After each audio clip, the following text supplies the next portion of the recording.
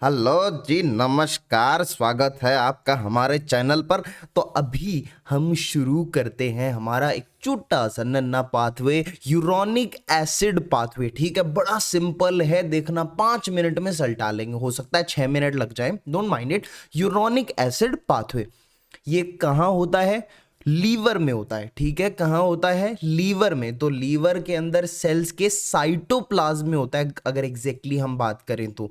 ये pathway uronic acid pathway, HMP pathway जो हम पढ़ेंगे, एक्चुअली मैंने अभी वीडियो बनाया नहीं, उसका मेरे को पहले बनाना चाहिए था, लेकिन ये एचएमपी पाथवे से काफ़ी ज़्यादा सिमिलर होता है। ठीक है, कुछ सिमिलैरिटीज़ होते हैं, जैसे इसमें क्या होता है, ये भी एचएमपी की तरह एक माइनर ऑक्सीडेटिव पाथवे है ग्लूकोज का। ठीक है, माइनर मतलब बहुत थोड़ी सी ग्लूकोज इसमें एंटर करती है। ठीक है, और किस फॉर्म में एंटर करती है? Start with glucose 6 phosphate. This pathway starts with glucose 6 phosphate. Next बात करते हैं एटीपी। अच्छा, ग्लूकोज 6 फॉस्फेट थे तो एचएमपी भी इसी से स्टार्ट होता है, एचएमपी भी साइटोप्लाज्म में होता है। और एक और सिमिलरिटी एचएमपी के साथ कि एटीपी ना तो यहां पर यूज होता है ना यहां पर प्रोड्यूस होता है। तो देखो, ना एटीपी यूज हो रहा है ना बन रहा है, यूरोनिक एसिड पाथवे में ऐसा हो रहा है। ये भी सिमिलरिटी है इसकी किसके साथ? ये भी एचएमपी के साथ सिमिलरिटी है। कहाँ होता है ये? लीवर में। ठीक है, साइटोप्लाज्म। अब व्हाट आर द यूजेस? क्या यूज आता है ये पाथवे? सबसे पहले नंबर पर ये यहाँ पर होता है ग्लूकुरोनिक एसिड का फॉर्मेशन। ग्लूकुरोनिक एसिड का फॉर्मेशन होता है which is further used for GAG formation, GAGs बनाता है, और डिटॉक्सिफिकेशन में काम आता है। Glucuronic acid is used as conjugating agent in detoxification. ठीक है, next thing, pentoses formation. Pentoses का फॉर्मेशन करता है which is used in HMP pathway. Third use is vitamin C का फॉर्मेशन करता है। लेकिन एक बहुत इंपॉर्टेंट चीज यहां पर आती है कि विटामिन सी का फॉर्मेशन ह्यूमंस में नहीं करता है, ये केवल लोअर प्राइमेट्स जो है उनके अंदर होता है। ऐसा क्यों होता है अभी बताऊंगा वीडियो में।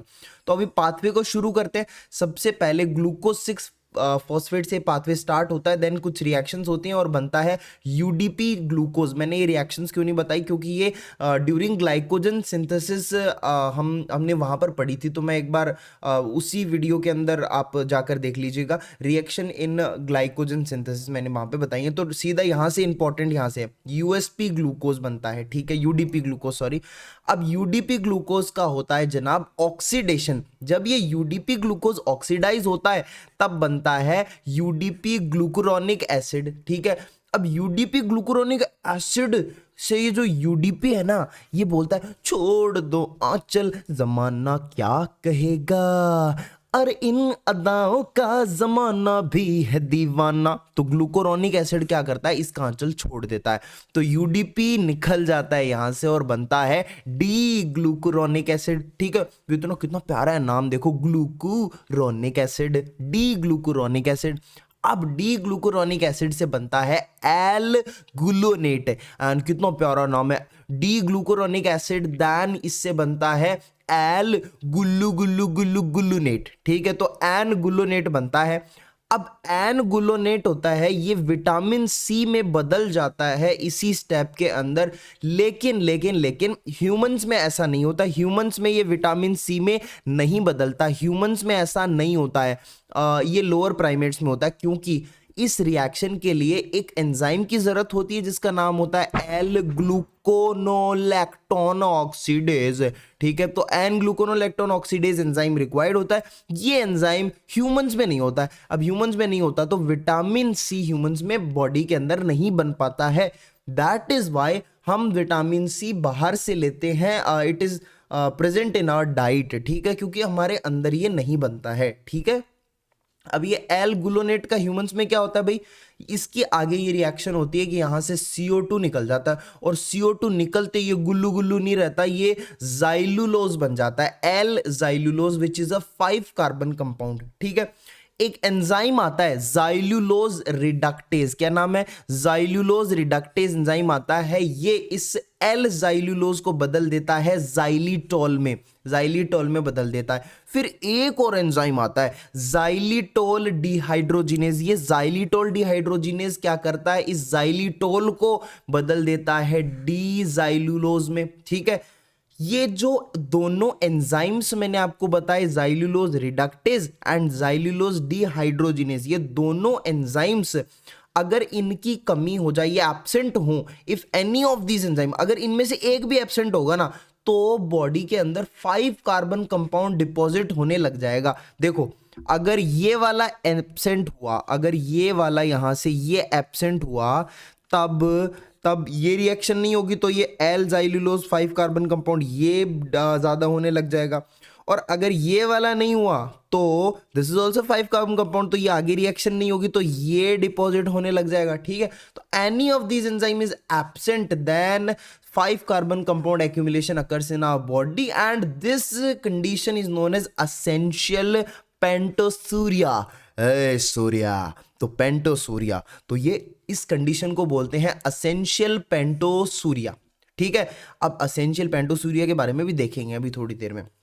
नेक्स्ट, अब अपनी रिएक्शन पे आ जाते हैं। डी ज़ाइलुलोज से बनता है फाइनली ज़ाइलुलोज 5 फॉस्फेट, है ना, एंड देन ये एचएमपी पाथवे में एंटर कर जाता है। आगे वो एक अलग टॉपिक है। तो ये एक छोटा सा अपना हो गया यूरोनिक एसिड पाथवे। अब मैंने जो नाम लिया था असेंशियल पेंटोसूरिया, तो एसेंशियल पेंटोसूरिया के बारे में बताता हूँ। इसमें क्या होता है कि जब इतना ज़्यादा ब्लड में पेंटो जो कंपाउंड्स है, 5 कार्बन कंपाउंड्स है, वो जब अक्यूमुलेट हो रहे हैं तो ये बाहर निकलने लगेंगे यूरिन के साथ। तो पेंटोज कंपाउंड यूरिन के अंदर ज़्यादा हो जाएंगे, यूरिन के थ्रू एक्सक्रीट होंगे। और ये जो पेशेंट बोल सकते हैं या फिर ये जो आदमी होगा जिसमें ऐसी सिचुएशन बन रही है, that will be positive for Benedict test. और ग्लूकोज का टेस्ट करने के लिए ग्लूकोज ऑक्सीडेज टेस्ट स्ट्रिप जो है वो यहाँ पर नेगेटिव टेस्ट करेगी, उसका टेस्ट पॉजिटिव नहीं आएगा। ये पॉइंट्स आप याद रखेंगे। बेनेडिक्ट टेस्ट के लिए पॉजिटिव है, लेकिन glucose oxidase test strip will be negative for that. ठीक है, नाउ ये जो कंडीशन है एसेंशियल पेंटोसूरिया की, इट इज बिनाइन और हार्मलेस कंडीशन होती है ये। क्योंकि भाई अगर मान लो कि किसी आदमी ने फ्रूट्स बहुत ज़्यादा खा लिए, कई फ्रूट्स ऐसे होते हैं जिनके अंदर पेंटोस कंपाउंड बहुत ज़्यादा, जिनकी वजह से बॉडी में पेंटोस कंपाउंड बढ़ जाते हैं, तो ऐसा थोड़ी वो बीमार हो गया चलो कहानी खत्म। तो लार्ज अमाउंट ऑफ फ्रूट्स खाने की वजह से भी पेंटोस कंपाउंड्स बढ़ जाते हैं, तो इसलिए it is a harmless condition, right. लेकिन इसको डायबिटीज से अलग करना जरूरी है, दैट्स वाई टेस्ट वगैरह करते हैं, लेकिन ये हार्मलेस कंडीशन होती है। एक साइंटिस्ट थे गैरोड, है ना, गैरोड ने डिस्कवर करे थे 4 इनबॉर्न एरर्स ऑफ मेटाबॉलिज्म। कौन से एरर? आप तो बड़े वाले सी हैं, ठीक है, आप बड़े वाले सी हैं, आप सी हैं बहुत बड़े वाले, ऐसे एल्बिनिज्म, एल्केप्टोन्यूरिया, पेंटोसूरिया, असेंशियल वाला पेंटोसूरिया, ठीक है, जो अभी पढ़ा था, सिस्टीन्यूरिया। तो ये आप सी हैं, ये गैरोड ने बताया हमें कि आप तो सी हैं, है ना। तो ये 4 इनबॉर्न एरर्स ऑफ मेटाबॉलिज्म जिनको बोल देते हैं गैरोड्स टेट्राड। ओके, ये सारे के सारे इन्होंने डिस्कवर करे थे, इनके नाम आपको याद रखने हैं। देन आपको एक चीज पता होनी चाहिए कि जो एल्केप्टोन्यूरिया और पेंटोसूरिया दोनों कंडीशन है, यहाँ पर बेनेडिक्ट टेस्ट जो है वो ये दोनों पॉजिटिव होती हैं बेनेडिक्ट टेस्ट के लिए। ठीक है, अब एल्केप्टोन्यूरिया का तो ज़्यादा भी डिटेल में बताऊंगा नहीं, लेकिन यहाँ पर भी होमोजेंटिसिक एसिड यूरिन के अंदर आता है, and that homogentisic acid it also shows positive Benedict test. ठीक है, और पेंटोसूरिया का तो अभी हमने देखा ही था कि वो बेनेडिक्ट टेस्ट के लिए पॉजिटिव है। तो इसी के साथ समापन होता है हमारे टॉपिक का।